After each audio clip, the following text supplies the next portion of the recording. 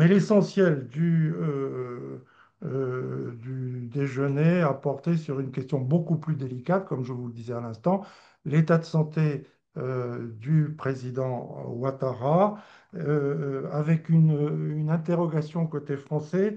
Je chausse mes lunettes pour lire mes notes, savoir pourquoi Alassane Ouattara avait-il hésité à annoncer sa candidature comme l'attendaient tous les militants du RHDP. Euh, Alassane Ouattara aurait répondu au président Macron qu'il avait besoin de l'avis de ses médecins. Jusqu'à présent, me dit ma source, il n'a pas eu l'avis de ses médecins et qu'il avait l'impression que ses médecins ne lui disaient rien sur son état de santé. Ma source parle de jeu caché, je ne sais pas pourquoi. Euh, le président Ouattara était venu à ce déjeuner pour parler situation sécuritaire, mais donc je vais vous dire ce qui a été évoqué et qui était très prévisible, mais la question de sa santé a été évoquée et assez longuement. Norbert me permet de faire la réflexion que je voulais faire tout à l'heure. Cette rencontre, c'est vrai, nous journalistes, on s'y est intéressés, mais au-delà, ça me gêne. C'est encore gênant, encore une fois, que les questions de notre pays, de la Côte d'Ivoire, viennent se gérer encore à l'Élysée.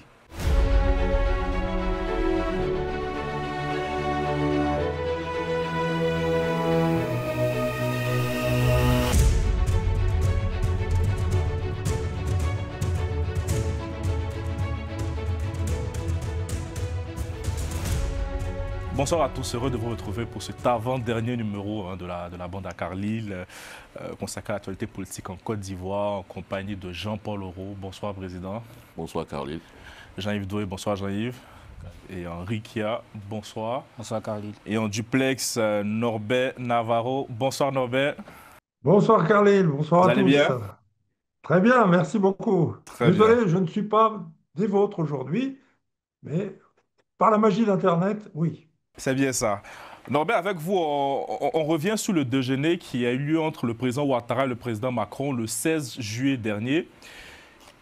Donnez-nous les coulisses de cette rencontre. Oui, je vais vous les donner simplement, enfin, une partie hein, de ce que j'ai pu apprendre.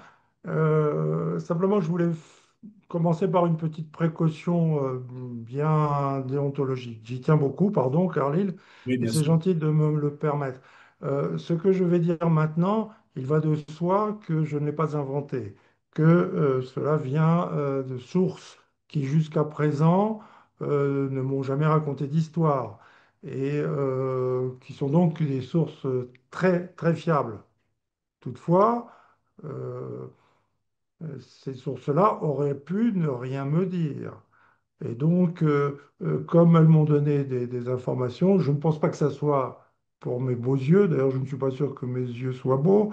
Donc peut-être qu'on a voulu me passer des infos qui étaient dans le but de vous les donner et sans que je sache si tout ceci était avéré ou pas. Il y avait personne, il y avait deux personnes à ce déjeuner, Alassane Ouattara et Emmanuel Macron, et personne n'était dans la salle pour.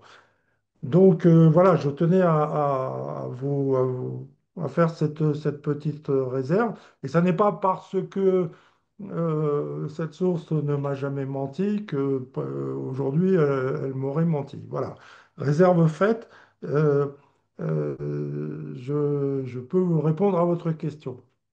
Donc selon ces informations que j'ai pu recueillir, euh, deux sujets essentiels ont été abordés lors de ce déjeuner Macron-Ouattara, ou Ouattara-Macron comme vous voulez. Un sur la santé du président Ouattara et deux sur le cas du président du PDCI-RDA, Tidiane Thiam. Je vais commencer par ce sujet-là. Comme l'annonçait d'ailleurs hier en Côte d'Ivoire le quotidien Le Nouveau Réveil, qui est proche du PDCI-RDA, le cas de son Excellence, Monsieur le Président du PDCI-RDA, Tidiane Tian, a bien été abordé lors de ce déjeuner, et c'est le président français Emmanuel Macron qui en a parlé. Alors, j'ai noté à la volée une phrase qui a été prononcée par Emmanuel Macron. Euh, euh, Macron a demandé à Ouattara une approche, je ne sais pas ce que ça veut dire, et il lui a demandé, est-ce que tu l'as vu? Macron demandant à Ouattara, est-ce que tu l'as vu? Euh, il lui a demandé une approche. En clair, la France a demandé au président ivoirien de prendre langue euh, avec le président Tidiane Tiam. Je ne sais pas ce qu'a répondu Alassane Ouattara à cette demande du président français. Voilà pour le premier sujet, mais qui n'a pas occupé l'essentiel de la conversation. Alors évidemment, à ce stade, j'ai demandé si le cas de Son Excellence, le président du PPACI, ancien président de la République, Laurent Gbagbo, avait été abordé par Emmanuel Macron. La réponse est non. Clairement, Macron n'a pas parlé de Gbagbo lors de ce déjeuner. Il a parlé de Tidiane Thiam. Et donc là, je confirme ce que le Nouveau Réveil, qui est proche du PDCI-RDA, écrivait hier matin. Bon, mais l'essentiel du déjeuner a porté sur une question beaucoup plus délicate, comme je vous le disais à l'instant, l'état de santé du président Ouattara, avec une interrogation côté français. Je chausse mes lunettes pour lire mes notes, savoir pourquoi Alassane Ouattara avait-il hésité à annoncer sa candidature comme l'attendaient tous les militants du RHDP. Euh, Alassane Ouattara aurait répondu au président Macron qu'il avait besoin de l'avis de ses médecins. Jusqu'à présent, me dit ma source, il n'a pas eu l'avis de ses médecins et qu'il avait l'impression que ses médecins ne lui disaient rien sur son état de santé. Ma source parle de jeu caché, je ne sais pas pourquoi. Euh, le président Ouattara était venu à ce déjeuner pour parler situation sécuritaire. Mais donc là, je vais vous dire ce qui a été évoqué et qui était très prévisible. Mais la question de sa santé a été évoquée et assez longuement. On me dit que c'était là un sujet évidemment très sensible. Alors enfin, je termine sur la situation sécuritaire. Alassane Ouattara a donné des garanties qu'il n'y aurait pas de problème en Côte d'Ivoire. Il a même parlé de drones. Il a dit que les djihadistes ne passeraient pas dans le nord de la Côte d'Ivoire. Il a évoqué le manque de fiabilité des pays de l'AES à ce sujet. Et Macron a écouté et Alassane Ouattara lui a donné des assurances. Voilà l'essentiel. Merci Norbert. Je donne la parole au président Jean-Paul Leroux s'il a des questions. Oui, justement, Norbert, il nous disait que le président Hassan Ouattara avait donné des assurances au président Macron sur la question sécuritaire en Afrique de l'Ouest concernant les djihadistes. Mais sur la question du président Thiam, Oui, je pense est-ce que, en abordant ce sujet, en lui disant, est-ce que vous l'avez vu, qu'est-ce qu'aurait répondu le président Hassan Ouattara? Quelle assurance il a donné? Est-ce que cela laisse préjuger, est-ce que cela peut laisser préjuger que le problème, parce que le problème du président Thiam, c'est la remise sur la liste électorale, il y était déjà. est-ce qu'on peut envisager, vu ce sujet, une prochaine RLE en Côte d'Ivoire, révision des listes électorales, pour espérer le retour du président Thiam sur ce fichier électoral-là? Voilà. Je reconnais là le talent de notre ami Jean-Paul Aureau, président des journalistes ivoiriens. Enfin, mais non, je n'ai pas la réponse à cette question. Je vous dis simplement que Emmanuel Macron a abordé le sujet. Je ne sais pas ce qu'a répondu Alassane Ouattara. On ne me l'a pas dit. Mais simplement, si on me dit qu'il a abordé le sujet, c'est évidemment pour que je vienne vous le dire et que je vous le répète et que je vous le confirme. La Et donc, France a je tenu à précise aborder que ce sujet et n'a pas évoqué le cas des autres candidats qui ne sont pas sur la liste électorale. Il y a Laurent Gbagbo, bien sûr, mais il y a Charles Blé Goudet, il y a Noël Akossi-Benjo, il y a Jean-Paul, il faut me dire, Guillaume Soro, Guillaume Guillaume Soro, Soro, Guillaume Soro, bien sûr. Charles Charles Blé Blé Goudé. Goudet. Tous ces cas-là n'ont pas été évoqués. Un cas a été évoqué, celui de Tidiane Thiam, par le président Macron. Voilà. Donc évidemment, ça a déjà une signification politique qui est assez forte, me semble-t-il, compte tenu de la sensibilité du sujet en Côte d'Ivoire. Jean-Yves Doué, quelque chose, une question à Norbert ou une réaction? Non, en fait, moi, ça sera plus une réaction à ce que Norbert vient de dire. En fait, je pense que déjà, moi, je me pose la question sur encore la ténacité en fait, du Front commun.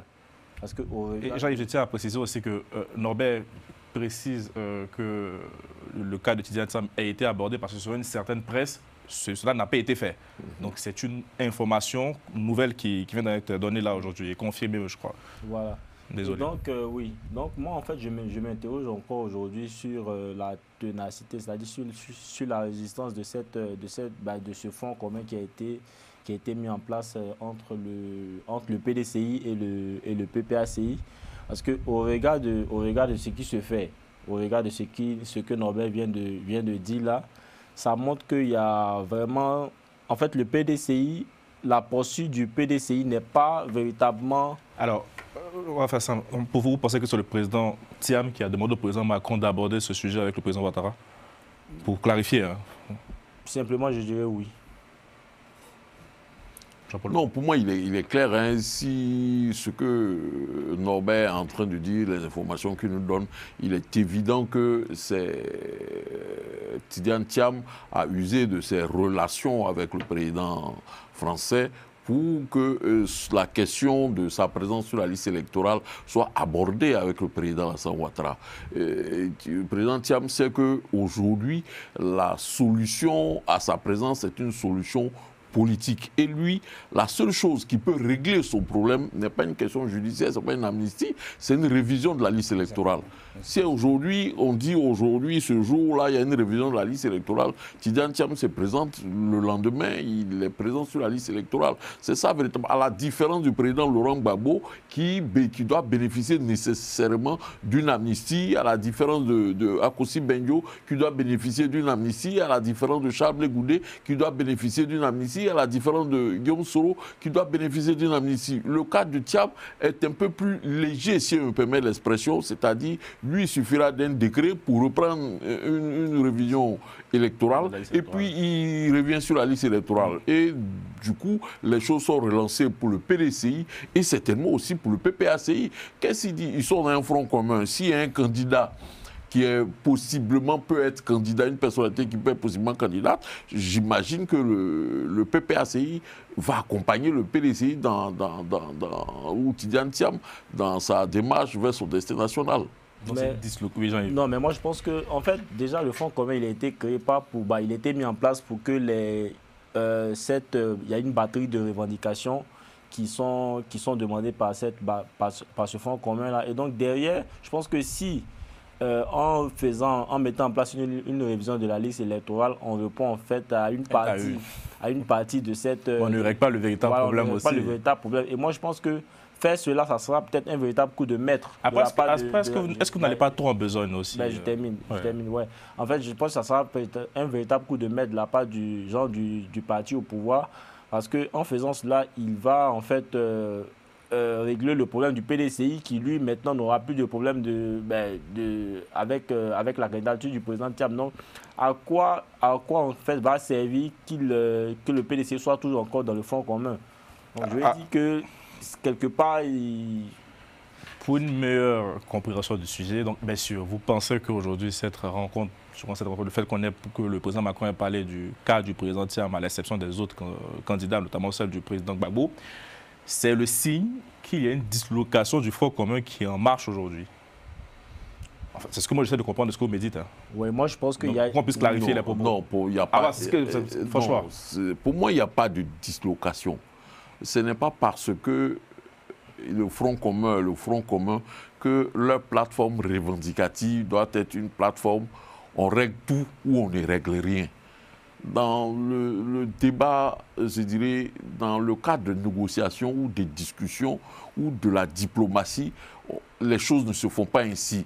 Pour dire on est venu à une plateforme revendicative du point 1 au point 10, tous les 10 points doivent être satisfaits, sinon aucun point n'est accepté. Non, ce n'est pas ça les négociations. Henri, pour prendre la parole. Alors, ce que moi je voudrais dire, j'aborde déjà dans le même sens que le président tout à l'heure, partant du fait que dans un premier temps, le président du PDCI, Tidjane Thiam, voilà, est un nouvel acteur dans la scène politique, surtout au niveau du PDCI RDA. Et ce qui est... Il était ministre, un nouvel acteur. Oui, mais dans la scène politique, aujourd'hui, en tant que président du parti politique du PDCI. C'est ce que je veux dire. Et aujourd'hui, comme le président l'a dit tout à l'heure, il lui suffit simplement de la révision de la liste électorale pour être intégré. Il n'a pas besoin de loi d'amnistie pour figurer, pour être réintégré sur la liste électorale, contrairement aux autres, où il y a encore plusieurs choses. Et moi, je pense que par derrière, c'est un coup de maître du président Alassane Ouattara, dans la mesure où aujourd'hui, ça permettra de montrer également qu'il est le maître du temps et de ce jeu politique. Après, il n'a pas de suite favorable aujourd'hui. Hein. Il a juste abordé le sujet. Oui, bien sûr. Et on verra en même temps, est-ce que... C'est vrai qu'il y a eu cette batterie pour emprunter les thèmes de Jean-Yves, cette batterie de revendications concernant la liste électorale, la révision de la liste électorale, l'audit de la liste électorale, la réinsertion des noms des leaders politiques sur cette liste. Est-ce qu'aujourd'hui, de simple fait que le président du PDCI soit réintégré, si on part par un raisonnement, par l'absurde, par une supposition et tout, est-ce que le PPACI sera prêt aujourd'hui à accompagner le président Tidjane Thiam dans cette liste? Voilà, c'est pour cela que, en fait, quand le président a dit tout à l'heure qu'une plateforme revendicative, elle est faite pas pour satisfaire en fait toutes les revendications genre de cette plateforme-là. Je suis d'accord, mais en fait, je pense qu'il y a des revendications phares, il y a des revendications clés. Le PPACI dit que son plan A jusqu'à Z, c'est le président Laurent Gbagbo. Le PDCI dit son plan A jusqu'à son plan Z, c'est le président Tidjane Thiam. Donc, mettre en place, faire une révision de la liste électorale qui réinscrit le nom du président Tidjane Thiam, ça résout le problème clé du PDCI, mais ça ne résout pas le problème du PPACI qui, lui, s'est allié au PDCI parce qu'ils estimaient qu'ils avaient les mêmes, revendications, ils avaient les mêmes problèmes, pour employer les thèmes de genre du PPACI. Ils ont dit qu'ils avaient les mêmes problèmes et que pour cela, ils pouvaient se mettre ensemble pour revendiquer, pour avoir gain de cause. Donc, si aujourd'hui... RLE, il y a aussi l'audit de la liste électorale, il y a plein de trucs derrière. Non, mais moi, je parle des actions qui pourront régler les problèmes clés. Les problèmes clés, c'est qu'aujourd'hui, ils veulent que le nom du président Tidjane Thiam et du président Laurent Gbagbo soient sur la liste. Donc, une simple révision de la liste électorale, ça remet le nom du président Tidjane Thiam. Mais le président Laurent Gbagbo, lui, restera toujours, il restera toujours exclu. Et derrière, moi, je pense que, bon, pas pour aborder le thème suivant, mais je pense que si, pour revenir sur ce que Norbert disait, si le nom du président Laurent Gbagbo n'a pas été abordé lors de cette discussion-là, c'est ce que je disais la dernière fois, c'est parce qu'aujourd'hui, le PPACI n'a aucune, en fait, il n'y a aucun argument sur lequel cette formation politique peut se baser pour pouvoir demander à ce que le nom du président Laurent Gbagbo soit réinscrit. Avant, on avait l'ordonnance provisoire qui demandait... La Cour africaine des droits de l'homme. Voilà, de la Cour africaine qui demandait la réinscription. Et cette ordonnance-là, il y a eu une décision définitive qui a débouté le président Laurent Gbagbo, ce qui fait qu'aujourd'hui, le PPACI n'a plus d'arguments, je peux dire, non plus d'arguments pour pouvoir soutenir cette demande-là. Et donc, ça pose vraiment problème. Norbert. Oui, moi je reprendrai la conversation à partir de la remarque de Carlyle, qui a tout à fait raison de noter et de relever que à Abidjan, après le retour du président Ouattara, c'est-à-dire après le mercredi 16 juillet, date de ce déjeuner Macron-Ouattara, euh, la presse proche du RHDP ainsi qu'un journal panafricain bien connu qui est édité à Paris, ont affirmé que le cas du président Tidiane Thiam n'avait pas été évoqué lors de ce déjeuner. Là, moi, je vous le dis, cette rumeur, car ça n'était qu'une rumeur, est fausse. Le cas du président Thiam a été évoqué lors de ce déjeuner. Ça change tout. Le fait que la France en ait parlé change quelque chose, puisque, comme le remarque justement Carlyle, bah, à Abidjan, on s'était empressé de dire que pas du tout, que la France s'en fichait complètement du cas Thiam. Vrai ou faux? Bon, donc voilà. Si l'on y réfléchit bien, comment aurait-il pu en être autrement de la part de la France?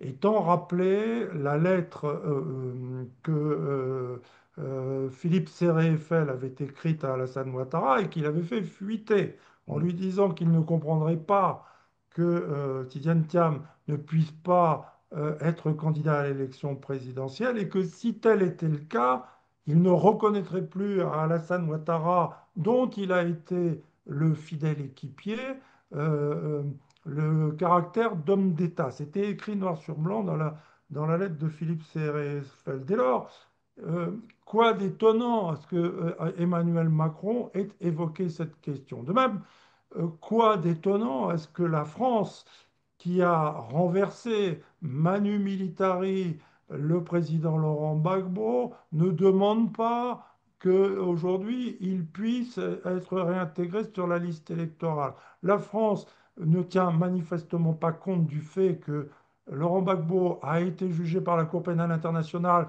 qu'il a été définitivement acquitté. Si elle l'a renversé, c'était pour défendre ses intérêts. Il n'y a pas d'autre mot, on vous l'a dit. Robert Bourgi s'est répandu sur ce sujet sur les plateaux de télé et l'a écrit dans son bouquin. Alassane Ouattara n'avait pas gagné l'élection présidentielle de 2010, on l'a fait gagner, on, la France. Donc tout ça est tout à fait normal et penser le contraire aurait été étonnant. À partir de là, ce qui est sûr, c'est qu'il existe donc depuis le 19 juin un front commun de l'opposition dans lequel on retrouve le PDCI-RDA de Tidiane Thiam et le PPACI de Laurent Gbagbo. Et on l'a appris donc hier soir tard, et c'est à la une de la presse ivoirienne ce matin, le Front commun organise une marche pacifique le 2 août prochain à Abidjan. Ok. Le 2 août, c'est juste avant, en principe, la prise de parole du président de la République. Que va-t-il faire? Que va-t-il dire? Tout va se jouer, enfin, une bonne partie va se jouer maintenant dans la rue, comme on le pensait, comme certains le craignaient. On verra bien cette mobilisation des Ivoiriens. Le président de la République en tiendra-t-il compte ou pas? Et puis n'oubliez pas quand même que je vous ai dit qu'on n'a pas parlé que de ça lors de ce déjeuner, on a aussi parlé de l'état de santé du président Oui, on y Ouattara. reviendra tout à l'heure, Norbert. Merci beaucoup, Jean-Paul Leroux. Justement, Norbert me permet de faire la réflexion que je voulais faire tout à l'heure. Moi, cette rencontre, c'est vrai, nous journalistes, on s'y est intéressés, mais au-delà, ça me gêne. C'est encore gênant, encore une fois, que les questions de notre pays, de la Côte d'Ivoire, viennent se gérer encore à l'Élysée. Et heureusement pour le PPACI, le président Laurent Gbagbo, n'a pas été cité. Que ce qui le concerne, son cas n'a pas été abordé. Je pense que le président Laurent Gbagbo en sort sauf. C'est-à-dire que, comme il s'est battu, toujours battu, pour ne pas que lui, le destin qui voue à son pays, le destin qui se voue, soit mêlé, ou bien soit le fait de la décision de la France. Laurent Gbagbo, aujourd'hui, personnellement, je suis convaincu il en veut à la France, pas à la France, machin, mais à la France politique, pour ce qu'elle lui a fait vivre. Parce que, quoi qu'on dise, quand il est arrivé à la CPI, c'est la première phrase qu'il a sortie de sa bouche. Madame le juge, la France a fait le boulot. C'est-à-dire, c'est la France qui l'a enlevé au pouvoir. C'est vrai, aujourd'hui, Soro, à un certain moment, s'est tapé la poitrine pour dire que c'est lui qui a fait, mais en réalité, c'est l'armée française qui a fait ce qu'il fallait faire. Heureusement pour Laurent Gbagbo, son nom n'a pas été cité. Mais tellement c'est gênant. C'est gênant encore plus pour Tidjane Thiam lui-même, qui veut être président des Ivoiriens, qui met son destin dans la main du président français. Qui est encore à Paris, je précise. Et qui est encore à Paris depuis 3 mois. Ces militants, les cadres de son parti sont en fuite. Certains de ces militants sont en prison. Et lui, il est à Paris, dans les salons feutrés. Il est à Paris en train de passer des coups de fil à l'Élysée.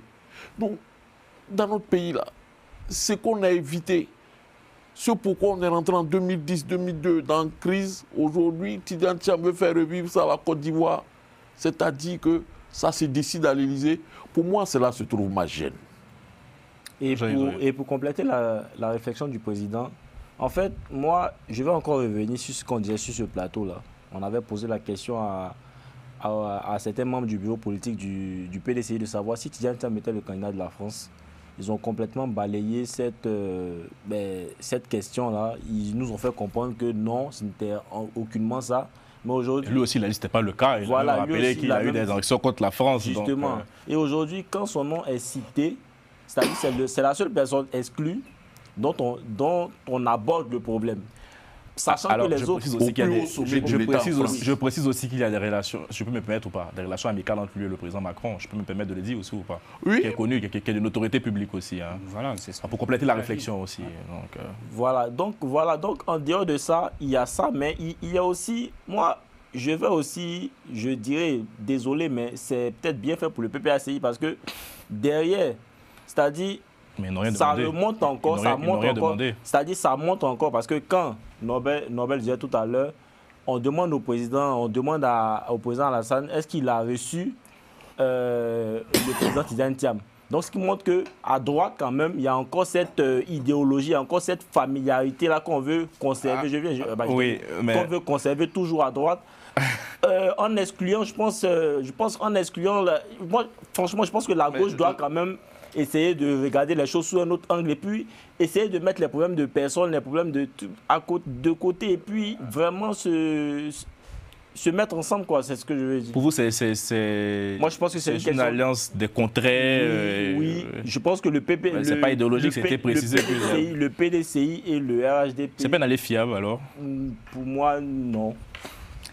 Moi, je suis content que... Le souverainiste Laurent Gbagbo qui s'allie au... Par exemple, vous savez très bien... à l'inféodé. Non, mais ce n'est pas une alliance politique dans le but de conquérir l'électorat. Mais c'est pour cela qu'aujourd'hui, on règle les problèmes d'autres et on laisse les problèmes de certains. Quoi de plus étonnant, le président a précisé un peu ce qui s'est passé en 2010. Donc, je ne vois pas quel est l'intérêt pour la France de parler de Laurent Gbagbo, quelqu'un qui était... Qu'eux-mêmes, ils ont dégommé. Bon, pas de faire séance pour savoir ça. Moi, je suis content que Jean-Yves Doué revienne sur certains points qui me... Il est un peu lucide aujourd'hui. Oui, bien sûr, ça me satisfait, bien entendu, parce qu'on a tellement discuté les séances précédentes là-dessus. Alors, moi, je voudrais... Sur quoi Non, sur le fait déjà qu'il y avait les problèmes de personnes au niveau de l'opposition, où j'ai commencé à te dire que... Ah, bon, ok. Donc, je continue dans ma... Allez-y, Henri. Alors, précisément, je veux demander quelque chose. Est-ce qu'aujourd'hui, la France peut imposer, est-ce que la France peut réellement imposer, je veux une quelconque logique à la Côte d'Ivoire, avec tout ce qui se passe aujourd'hui dans le contexte sous-régional, avec les pays de l'AES qui revendiquent leur souveraineté, etc. Est-ce qu'aujourd'hui, Emmanuel Macron, qui est le président de la France, peut imposer une décision au président Alassane Ouattara? Réponse de Norbert et après le président. Ok. Norbert, est-ce qu'on peut répondre à la question d'Henri? Que telles soient ses intentions, non. Qu'il y ait des arrière-pensées, ça, oui, évidemment, mais bon, on est en politique. Qu'il y en ait eu avant, ça, oui, évidemment. Qu'en 1995, Laurent Gbagbo ait été l'allié d'Alassane Ouattara, sans que c'est gêné personne, et notamment une certaine presse panafricaniste à l'époque, il n'y a aucun problème. Vous le savez très bien. Non, euh, euh, moi, écoutez, j'entends les remarques souverainistes de mon ami Jean-Paul Auroux, de quoi la France se mêle-t-elle, la Côte d'Ivoire est-elle un pays souverain ou pas? J'ai entendu, je viens de l'entendre dire que Tidiane Thiam était dans des salons feutrés, a-t-il dit, et il a tenu à les qualifier de feutrés à Paris. Mais enfin, euh, que pensez-vous de la situation actuelle d'un homme qui a été transformé en apatride, euh, qui sait très bien que s'il met les pieds en Côte d'Ivoire, il lui arrivera ce qui arrive à des dirigeants Exactement. de son parti, Exactement. Ah ouais? qu'on a vu enlever Manu Militari en pleine rue cette semaine à Abidjan, ou en fin de semaine dernière. Vous avez probablement vu les mêmes images que moi, et là je parle sous le contrôle de Carlyle. Euh, un homme qui est un descendant direct du père de la nation, qui a été ministre de la Côte d'Ivoire et à qui on nie la nationalité ivoirienne. On marche sur la tête. Elle est où la justice? Quant au PPACI, le PPACI est presque tout entier derrière son chef pour des raisons de morale également, pour des raisons de justice. Et donc, à morale ennemi, mon cher Jean-Paul. Non, Réaction. justement, j'aimerais apporter un petit bémol à ce qu'a dit Norbert. Concernant Tidiane Thiam, Tidiane Thiam n'est pas un apatride. Il n'est pas dit que Tidiane Thiam n'est pas ivoirien. Il est dit dans le jugement qui a été prononcé au tribunal Il a d'Abidjan perdu sa nation. qu'au moment où il s'inscrivait sur la liste électorale, Ouais. il n'était plus ivoirien vu qu'il était devenu français. C'est ce qui était dit. Au moment où il s'inscrivait sur la liste, là, il n'était pas ivoirien. Donc c'est après cela qu'il a retiré son allégeance à la nationalité, à la France, et il n'est plus de... Sinon, aujourd'hui, Tidiane Thiam, à travers le monde, il se provient son passeport français. Il n'est pas apatride, son passeport ivoirien, il n'est pas apatride. Ça, c'est un... Alors, il était ivoirien, puis il était plus ivoirien, puis il était ivoirien, On va pas rouvrir ce débat, ivoirien au monsieur. Poitiers, Au c'est moment ça? où, Mais Ça, pourquoi c'est- il rentre pas? Pourquoi il il rentre pas au pays? s'inscrivait sur la liste électorale, il n'était pas ivoirien. C'est ce que Non, la mais c'est justice a n'importe estimé. quoi. Enfin, Jean-Paul, tu le sais très bien. Ça, on est dans un C'est une jugement de manœuvre, il n'y a valeur. pas Mais d'autre pour mot. l'instant, la justice ivoirienne, le procureur de la République de Côte d'Ivoire n'a pas dit qu'il n'était pas ivoirien. Mais il n'a pas encore son certificat de nationalité qu'il a demandé. Ça ne tient pas est-ce que debout. le passeport qu'il a, est-ce qu'avec son passeport, il ne peut pas rentrer en Côte d'Ivoire? C'est- Bon, maintenant, Bon. ça, c'est un autre aspect. Pour Voilà. revenir sur Ouais, la pression de la France, il faut qu'on avance il après. faut qu'on avance. Mais un commentaire de Norbert qui dit que non, s'il arrive à Abidjan, il va se faire arrêter, il va faire ceci, il va se faire ça. Alors, ce sont ces avocats Non, mais, qui l'ont dit. et selon certaines indiscrétions, À un moment, soyons sérieux. Il n'a qu'à aller à Abidjan.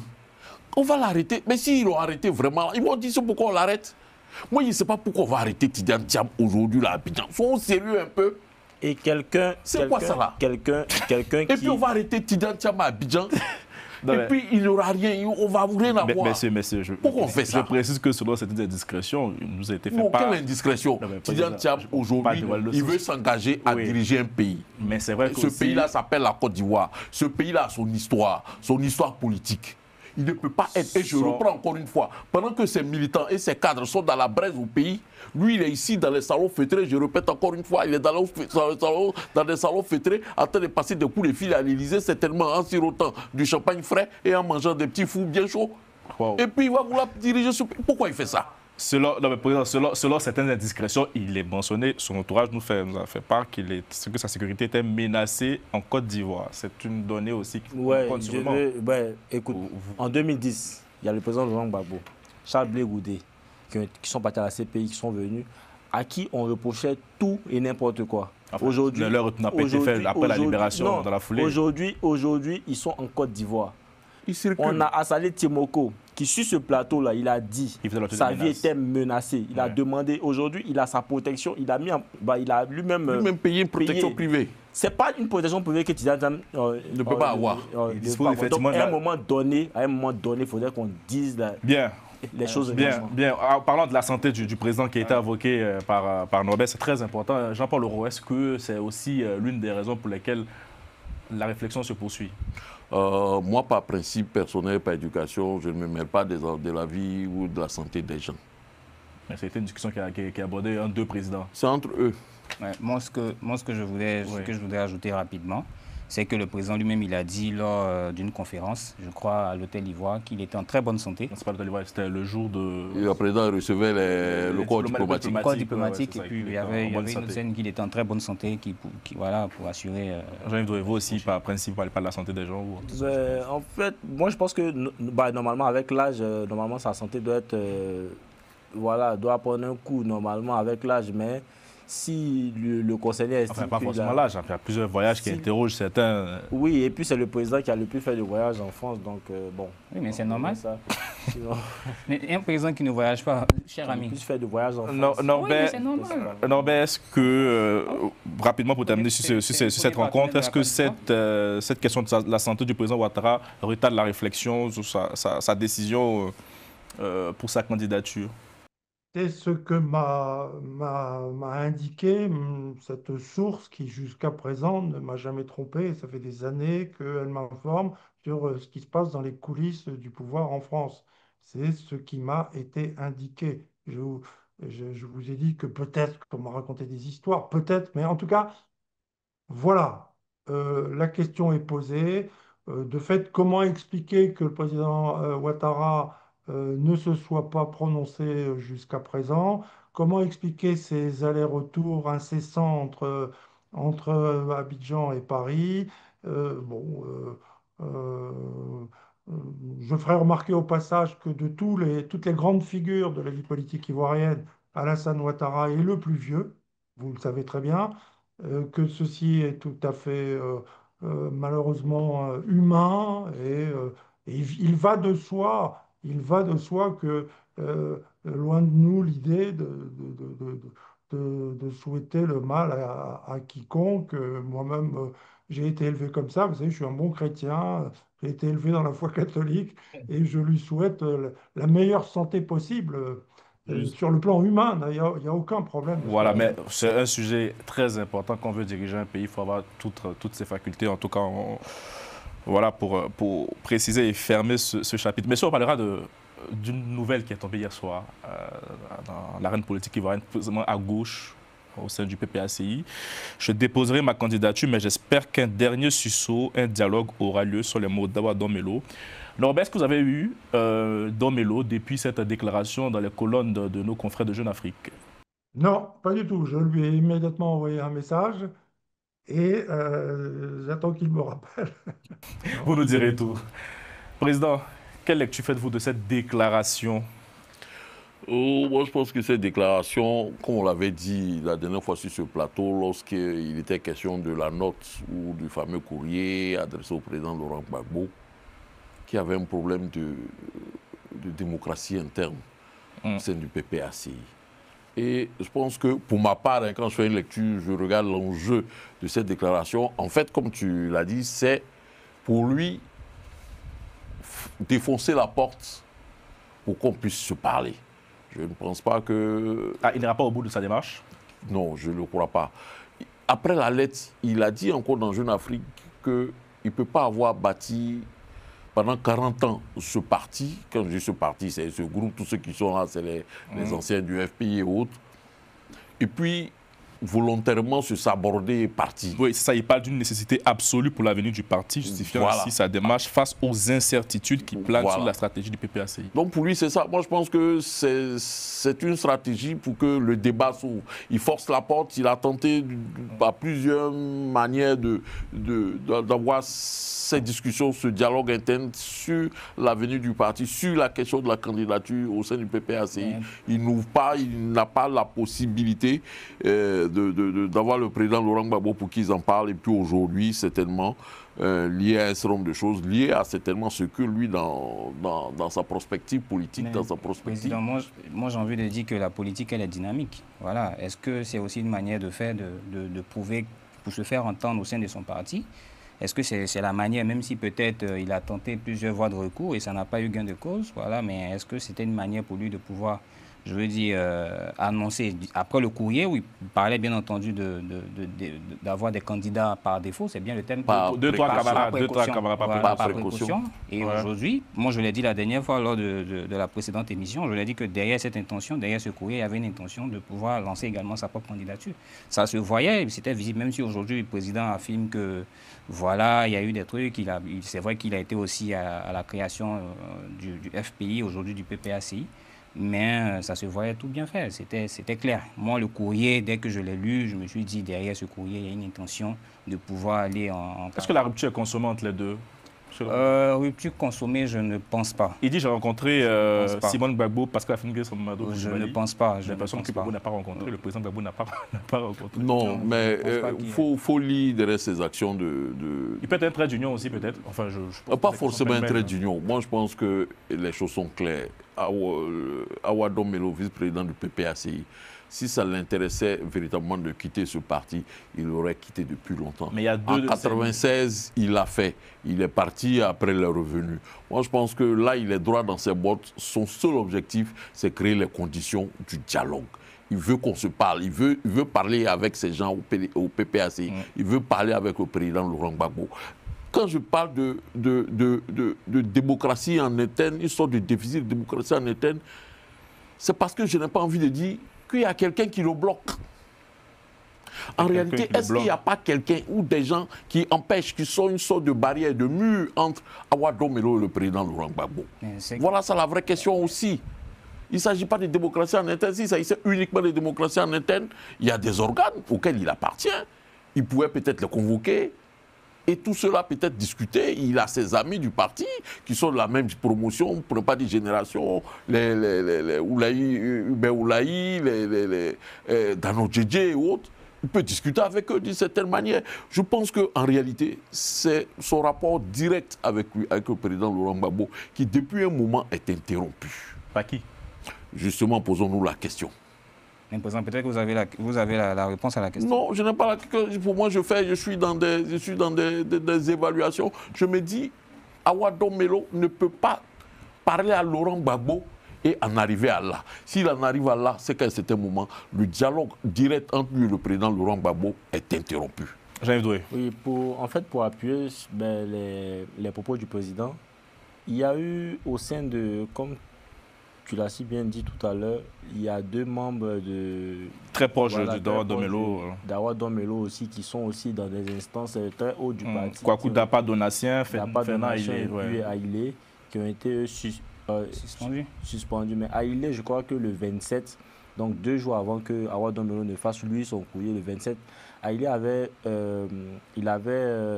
alerté aussi. Alerté, en fait, il avait contacté le comité de contrôle. Le comité central. Ouais, le comité central de contrôle du PPACI pour que il y ait une convention pour alerter sur cette situation. Dans la foulée de la décision. En mettant en avant le fait que le PPACI, ou le président Laurent Gbagbo, ait été débouté à travers cette décision de la Cour africaine des droits de l'homme. Il disait que le combat qu'ils avaient lancé, c'est-à-dire en mettant en avant la candidature du président Laurent Gbagbo, qui serait peut-être la candidature, leur candidat du plan A au plan Z, était motivé par cette décision-là, par cette décision provisoire-là. Et qu'aujourd'hui, vu qu'ils ont été déboutés, ils n'ont plus d'arguments. Donc, est-ce qu'ils seront des jusqu'au-boutistes des jusqu'au-boutistes, ou ils vont quand même se référer à la réalité puis essayer de choisir des candidatures de précaution? Il avait préconisé 1 à 2 camarades.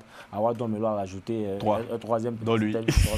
Ben voilà, je dis ça, mais c'était juste en fait pour dire que il y a eu cette démarche-là et Awa Domelo... Est-ce qu'il y a une sorte de purge au PPACI aujourd'hui? Et je pense que, donc, pour soutenir les propos du président, je pense qu'en interne, il n'y a pas un problème de démocratie en interne, juste des personnes en interne qui crée ce filtre-là, qui crée ce mur opaque entre le président Laurent Gbagbo et les autres membres. Et ça, moi, je pense que c'est un peu déplorable. Donc, Awa Domelo, en posant ce acte, je pense qu'il essaie quand même de sortir la tête pour montrer au président qu'il y a des choses qui ne vont pas et qu'il faille que le président prenne les choses en main. Il défie quand même le président Gbagbo, mais il ne défie pas le président Laurent Gbagbo. Je pense qu'il défie des instances du parti qui créent cette opacité-là. Vous me dites qu'il n'y a pas de problème de démocratie interne, c'est des personnes. Après, vous me dites qu'il défie les instances. Non, moi j'ai dit qu'il y a un problème de démocratie interne lié à un mur qui bloque entre le président Laurent Gbagbo et je pense qu'en Awa interne, il y a des instances, il y a des instances démocratiques donc, qui ont été saisies par exemple, le comité de contrôle voilà, qui a été saisi par Haïlé et tout. Donc, je veux dire qu'il y a des instances au sein du parti, mais jusque il y a des personnes qui, elles aussi, ont quand même pas mal d'influence qui bloquent. En tout cas, ce que Kone Katina dit, c'est que nous ne faisons qu'appliquer nos textes. Il est formellement interdit de prendre publiquement des positions qui vont à l'encontre des instances du parti. Oui, ça, c'est la discipline du parti, c'est tout à fait normal. Voilà, ce que Kone Katina dit. Problème de personne, je ne comprends pas. Moi, je ne parle pas de problème de personne. J'explique une chose qui est simple. Au sein de ce parti, il existe naturellement ou structurellement des organes pour vitaliser la démocratie en interne. Exactement. Mais aujourd'hui, il se pose un problème. Voilà un individu, un cadre du parti, un vice-président qui s'appelle Awa Dombelo, qui veut parler à son président, qui est le président Laurent Gbagbo. Et celui-là, depuis un moment, il n'a pas accès à lui pour lui parler d'un certain nombre de choses, je pourrais dire, stratégiques pour la reconquête du pouvoir.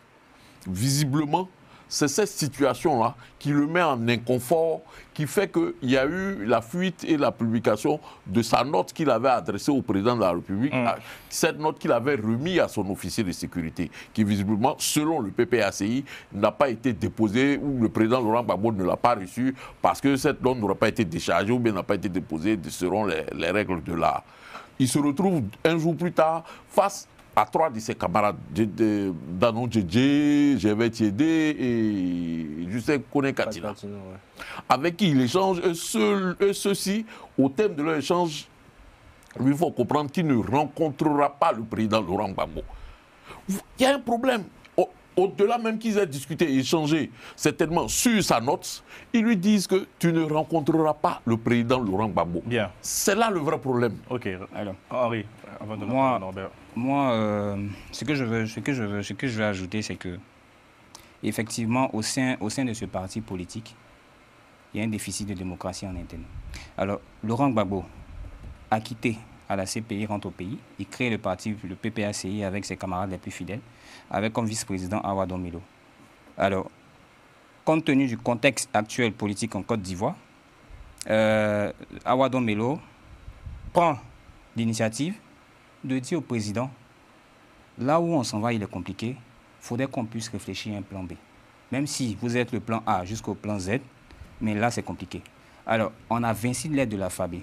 Et on ne constitue qu'un thème avec ces 26 lettres-là. Donc, un individu peut pas être à la fois le plan A jusqu'au plan Z. Il est impossible aujourd'hui. Le PPACI va aller pour la première fois à la conquête du pouvoir.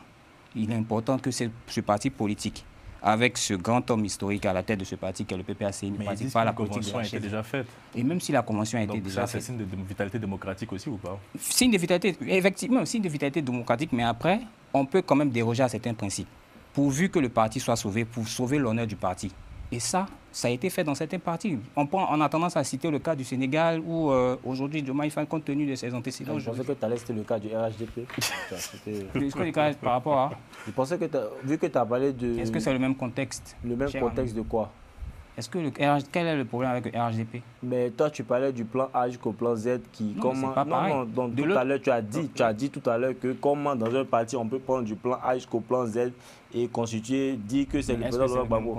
Au sein du RHDP aussi, on te dit que le candidat naturel, c'est le président Alassane Ouattara. Mais est-ce que le président c'est une façon de te dire que aussi c'est le plan A jusqu'au plan Z. Est-ce que le président Alassane Ouattara est frappé d'inéligibilité? Je demande, est-ce qu'il a des antécédents juridiques? Pourquoi c'est pire? Tu ne sais pas. Non, mais dis-moi.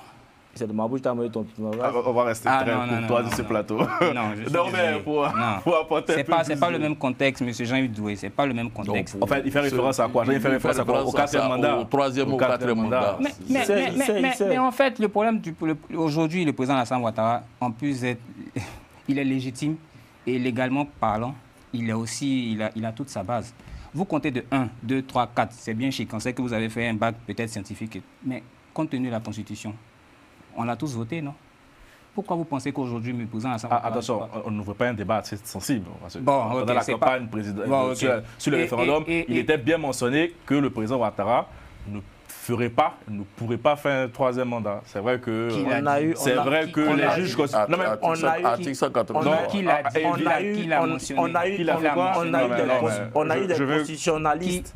On a eu ceux mêmes qui ont rédigé la Constitution, qui sont venus, qui ont dit, le garde des Sceaux, le ministre lui-même, qui va devant l'Assemblée nationale et qui défend, qui dit qu'il est capable de montrer techniquement que le président Alassane Ouattara ne pourra pas se présenter pour un troisième mandat. Et aujourd'hui, vous allez venir nous asseoir sur ce plateau pour nous dire qu'il est légitime.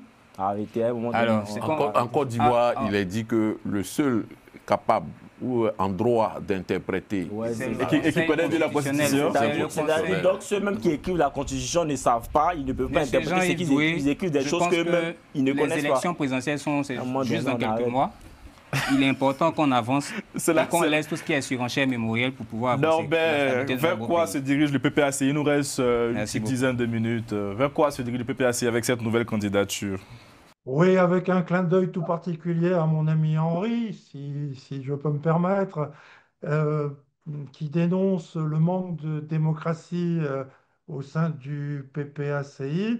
Je lui ferai simplement remarquer, c'est une courtoise et confraternelle objection, que Awadou Mello, à ce jour, n'a pas encore été exclu du parti. Pourtant, il a osé défier la ligne du parti. Euh, j'ai souvenir qu'un dirigeant important du RHDP qui avait osé émettre une voix légèrement différente de l'orchestre, lui s'est retrouvé à la Maca pendant 15 jours. Je parle de Johan Guessant, qui a été ministre, porte-parole du parti. Alors, je ne sais pas qui peut donner des leçons de démocratie interne au parti en Côte d'Ivoire. Ça, parenthèse fermée. Non, je crois que, comme je l'avais souligné lors de l'émission la semaine dernière, qui a été entièrement consacrée au cas d'Omello, j'avais fait remarquer que des choses allaient se passer. Des choses allaient se passer en Côte d'Ivoire, des choses allaient se passer à l'étranger concernant l'élection présidentielle ivoirienne. Une semaine après, on le voit, des choses vont se passer en Côte d'Ivoire. Nous avons la date, le 2 août. Il va y avoir une marche commune du Front commun, c'est-à-dire clairement du PDCI et du PPACI. On verra bien ce que cela va changer ou pas. Don Melo le sait pertinemment. Il a préféré griller la politesse. On verra là aussi de ce qui va se passer. Et puis des choses allaient se passer à l'extérieur. Ben justement, nous étions en train d'enregistrer la semaine dernière, lorsque le déjeuner Macron-Ouattara était en cours. Eh bien, aujourd'hui, on sait, je vous le dis, que l'élection présidentielle ivoirienne a été le sujet du jour, que le cas du président Tidiane Thiam a été abordé au cours de ce déjeuner, que le cas de la santé du président Ouattara a été abordé, que lui-même a dit qu'il avait l'impression qu'on lui cachait quelque chose sur le sujet, et que donc il va se déterminer dans un sens ou dans un autre, quelques jours après cette marche du Front commun en Côte d'Ivoire. Et là, il va dire je suis candidat ou il va dire je ne suis pas candidat. Et évoquons la situation. Il est face à ce dilemme aujourd'hui pour des raisons de santé, apparemment. Et donc, c'est une affaire qui concerne directement les Ivoiriens. Bien, pour le mot de la fin, Président, ou Jean-Yves? Moi, je dirais tout simplement qu'aujourd'hui, avec pour revenir sur les deux éléments que nous avons évoqués, c'est-à-dire le déjeuner à l'Élysée et le cas Awadou Mello, montrent qu'à l'approche de cette élection du 25 octobre 2025, toutes les cartes sont dans la main du président Alassane Ouattara. C'est vrai, hein, le 25 octobre... Le maître des horloges. C'est le maître des horloges, ça c'est une réalité. Et j'ai fait une publication ce matin, je crois hier, j'ai dit clairement que c'est vrai, certains observateurs de la vie publique ivoirienne disent que non, c'est la date constitutionnelle, il faut la respecter. Mais on oublie que cette date constitutionnelle, pour qu'elle puisse s'appliquer, il faudrait que le président de la République prenne un décret. pour convoquer le corps électoral. Donc toute la responsabilité de ce qui va arriver en Côte d'Ivoire dans les prochains jours, je dirais 100 ou 90 jours qui restent, sont de la responsabilité du président Alassane Ouattara. C'est lui qui décidera de savoir si la situation se tend davantage ou qu'elle se détende véritablement. En prenant un décret pour peut-être repousser les élections, pour peut-être ouvrir un dialogue politique et essayer de régler ou aplanir tous ces différends. Oui, donc pour terminer, tout à l'heure on a parlé des exclusions, des suspensions au sein du PPACI. Déjà, même ça relève du pouvoir discrétionnaire du président. Donc, c'est ce que j'ai dit tout à l'heure sur les mots de M. Katina. Il nomme qui veut. Donc, à un moment donné, il ne faudrait pas qu'on s'agoute là-dessus. Surtout que le président Ouattara, lui aussi, lors d'un de ses discours, avait dit que les militants, des militants qui voulaient se présenter, comment on appelle ça, des militants dans le parti, qui en fait soutenaient des volontés indépendantistes, il allait non seulement suspendre ces militants, mais si les mains cachées derrière ces personnes-là auraient aussi affaire à lui. Donc, je veux dire que lui, il avait menacé directement. Donc, voilà. Okay. Ça, on n'en a pas fait un plat pour ça. Donc, le président... Alors, moi, pour conclure, hein, moi, je retiens jusqu'au sein du PPACI un déficit de démocratie. Et il serait vraiment important pour ce parti-là de retrouver sa stabilité parce qu'il de gauche. Il y va également des élections et pour sa première élection à la magistrature suprême, c'est important que tous ces cadres... Le PPACI, oui. Que tous ces cadres soient beaucoup, messieurs. Voilà, je tiens à... Je laisse le président faire le mot de fin parce que c'est le dernier numéro de manière officielle de la bande à Carlyle sur la Côte d'Ivoire. On reviendra pour parler de l'actualité lors d'une édition spéciale si le moment l'exige, mais on vous réserve des surprises aussi, n'est-ce pas? Non, Carlyle, vas-y, tout simplement, si je peux me permettre, faire une petite salutation à la petite rédaction de Enquête Média, qui est un journal d'investigation en ligne. Chapeau pour le travail qu'il fait. Moi, on peut faire les salutations. Bah oui, allez, ta salutation. Alors, moi, c'est l'occasion de saluer le ministre-gouverneur, monsieur... Allez-y. C'est l'occasion de saluer l'honorable Kia Diomandé depuis Mans et le ministre-gouverneur de la région pour leur proximité. Voilà. Merci, monsieur. En tout cas, merci à Norbert pour ses coulisses. Merci à Romain Cléco-Demain, à Moustapha Kanté à la réalisation. On va permettre de faire des dédicaces aussi, non? Si vous voulez faire une dédicace, vous voulez faire une dédicace à qui? À monsieur Batlemi Doué, notre père à tous, que nous aimons beaucoup. À Philippe Doué, à notre maman aussi. Le ministre-gouverneur Flindé, je n'avais pas dit son nom. Il faut te structurer dans tes dédicaces. Le ministre-gouverneur Flindé de la région des Mans. Salutations à Eric Kaouraga, qui n'est pas là parmi nous aujourd'hui. Merci à Gérard Amaobo aussi, à tous ses invités. Ce fut une très belle saison. Je le disais ce matin à l'occasion de l'émission sur le Congo. C'est 189 épisodes de la bande à Cali. C'est plus de 5,1 millions de vues. Vraiment, merci pour votre fidélité. On peut l'applaudir, on peut s'applaudir. L'aventure se poursuit pour la saison prochaine. Grosse saison avec l'élection présidentielle en vue. On revient officiellement le 1er septembre, mais j'ai dit on vous réserve des surprises. Vous nous verrez si l'actualité l'exige, mais pour l'heure, on va prendre des vacances. Donc, on s'applaudit en espérant que le champagne est au frais. Et merci pour vos commentaires aussi, voilà, souvent assez délicats, courtois, tendus. Bon, tout ça, c'est la liberté d'expression. Et à très bientôt.